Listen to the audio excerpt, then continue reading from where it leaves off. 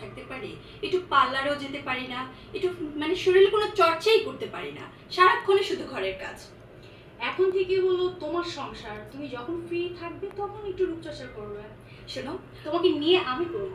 তাই ও তাহলে তো আরো ভালো হয়। শোনো, তোমার সাথে আমি এতদিন যা খারাপ ব্যবহার করেছি তুমি মনে কিছু নিও না। বুঝোই তো মেয়ে মানুষ, হাজবেন্ডের প্রতি তো একটা সন্দেহ থেকেই যায়।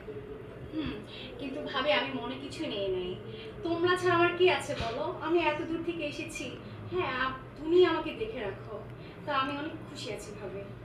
আমাদের ঢাকায় না খুব সুন্দর সুন্দর মহিলা হোস্টেল হয়েছে, ইচ্ছে তো করে আমি নিজেই থাকি, কি আর করব, এই সংসারে কাজ করতে করতে সময় পাই না।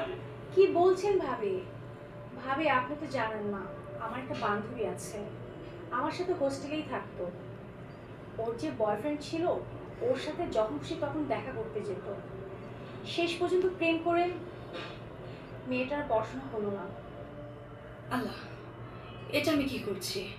আমি তো দেখছি নিজের পায়ে নিজেই কোড়াল দিচ্ছি।